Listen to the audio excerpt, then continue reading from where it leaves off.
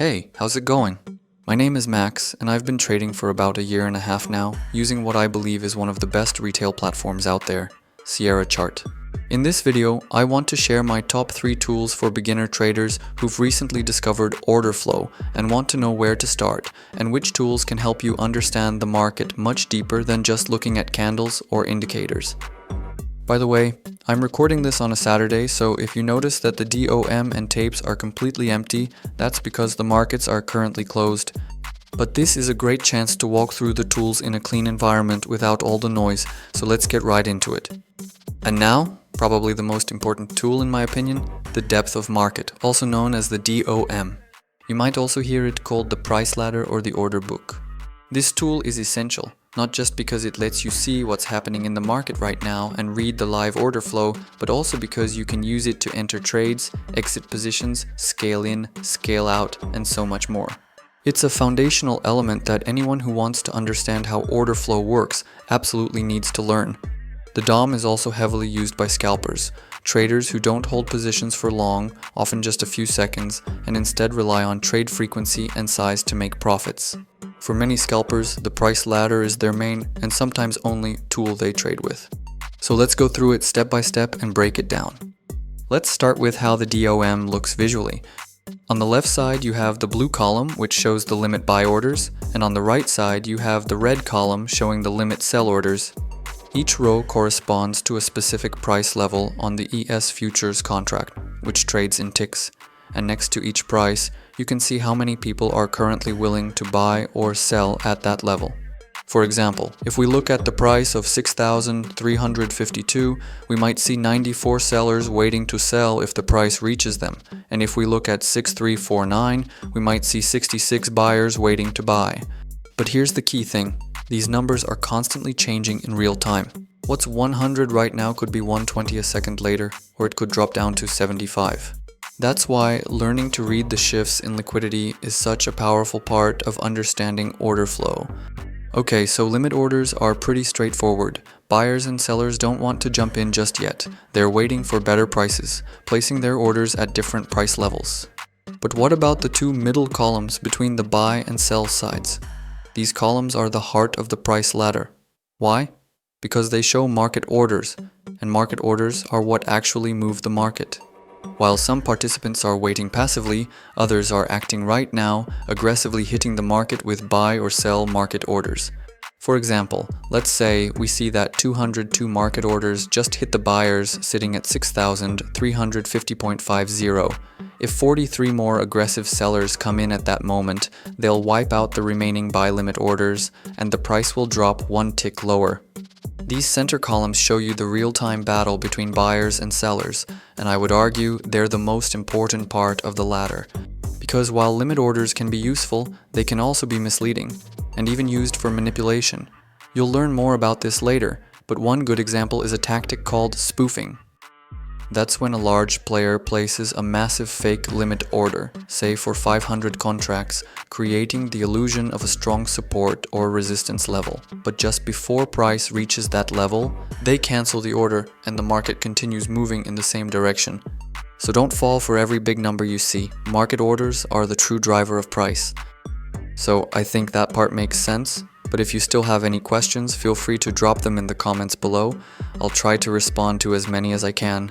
Or, if you prefer, you can also find me on Instagram and we can chat there, ask questions, or even exchange trading experiences. I'd be more than happy to connect with you.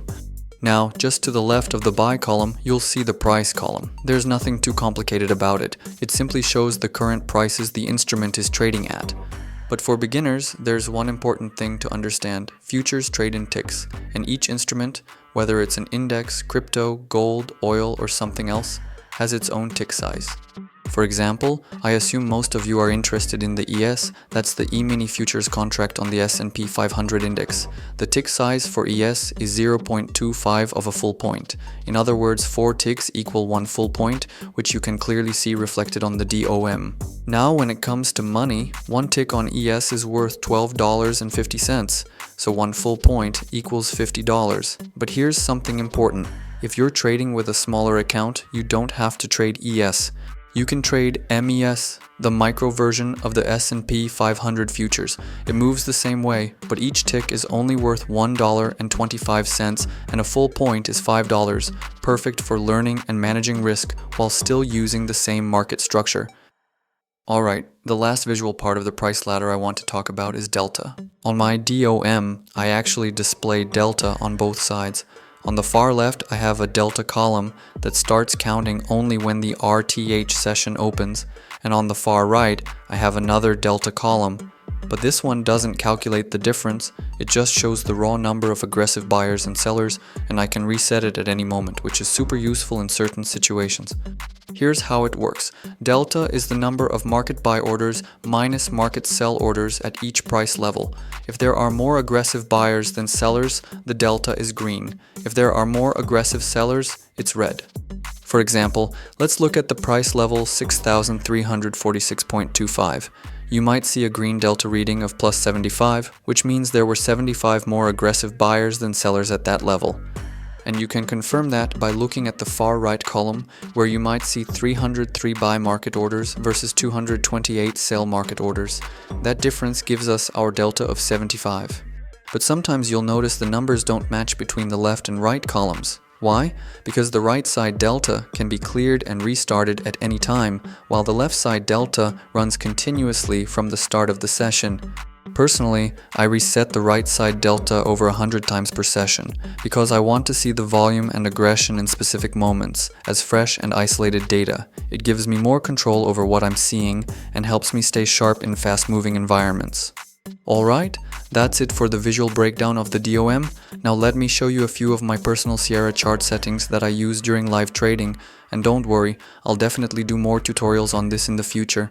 For now, I want to share 3 hotkeys that I find especially useful. First, I use the Z key to clear market orders in the center columns. Sometimes those numbers get super noisy inside the DOM, and it becomes hard to stay focused. Clearing them helps me reset and regain clarity. Second, I use the A key to recenter the DOM, especially on strong trending days when the price reaches the very top or bottom of the ladder, which can make it a bit uncomfortable to follow with your eyes. And finally, as I mentioned earlier, I use the R key to reset the far right columns, which show the total number of aggressive buyers and sellers. I use this a lot throughout the session whenever I want a fresh look at the current battle between buyers and sellers. Now, to be honest, Sierra Chart has a ton of features that you can assign hotkeys to. It's one of the most customizable platforms out there. So if you'd like a separate video where I go deeper into hotkey setups and how to configure them in Sierra, just leave a comment below and I'll make it happen. Before we move on, I want to highlight one last thing. For me, the core of the DOM is really those 2 center columns showing market orders. The speed at which those orders come in and how they interact tells me a lot about what's really happening under the surface. For example, if I see 200 market buy orders hit the tape and only 50 sell orders, but the market still moves lower, that tells me buyers are weak and that passive sellers, the limit orders on the ask, are absorbing all that buying pressure. That kind of order flow imbalance is a huge clue, and in that situation, I'll definitely be more cautious with taking long trades. Alright, let's move on to the next tool. And next on my list are 2 tools that go hand in hand. Market Profile and Volume Profile. While they serve a similar purpose, they each have their own nuances. These tools are absolutely essential when it comes to applying auction market theory. They help us identify what phase the market is currently in, whether it's balanced, consolidation, or imbalanced, trending.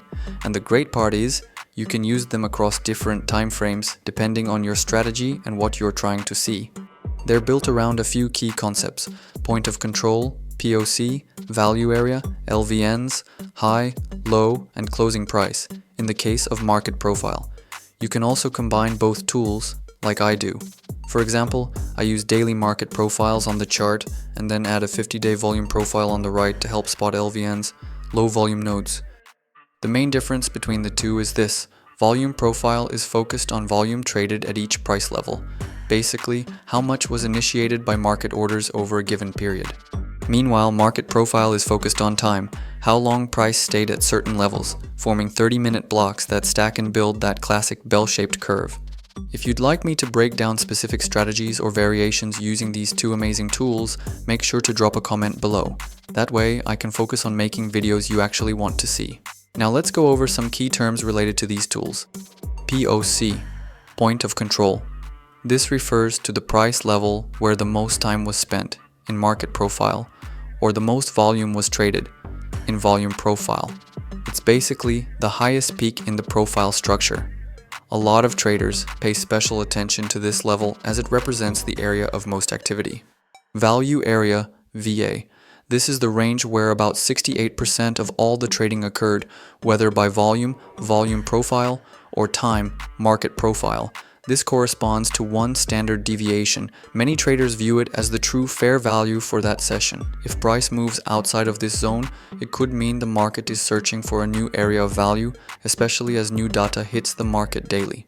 LVN, low volume node. These are the spots where very little trading occurred, creating gaps or dips in the profile. Price often bounces off these levels, so many traders use them as support resistance zones in their setups.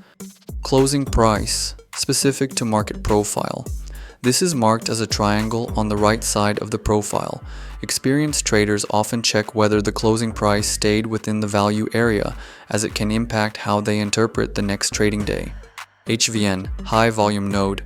These are the bulges in the profile where both buyers and sellers were active. These levels tend to act as magnets, pulling price back toward them because historically, participants were comfortable trading there. Of course, there's so much more we can talk about when it comes to these tools. Everything I mentioned here is just the foundation, the starting point for understanding market and volume profile. That's why in the future, I'll be making more in-depth videos covering each of these tools individually and showing you how to actually use them in your trading. And now, let's move on to the final tool I want to cover, VWAP, or Volume Weighted Average Price. VWAP is essentially a dynamic version of the volume profile. Instead of being static like the volume profile, VWAP constantly adjusts in real time with every new trade and every new volume tick coming into the market. It might actually be the most popular indicator among traders. Honestly, I don't know a single trader who hasn't used VWAP at least once in their strategy. VWAP itself is the dynamic equivalent of the point of control in a volume profile, and its standard deviation bands can be seen as dynamic versions of the value area. Some traders even use a combination of both. They look at the VWAP with its deviation bands alongside the volume profile to get a more complete picture of value zones and market behavior. Everything we talked about today is the foundation you need as a beginner in trading, and if you're serious about this path, you really want to study these tools carefully, because this is what professional trading is all about. We covered depth of market, DOM, and how to read real-time order flow, volume and market profiles for planning your day, and understanding where price may be headed based on structure and auction market theory, and finally, VWAP, a dynamic representation of value and a powerful intraday reference point. I wish you all successful trading, and if you found this video helpful, please don't forget to leave a like and subscribe. There's much more to come. If you have questions, feel free to drop them in the comments or message me directly on Instagram. I'll be happy to reply. See you in the next video.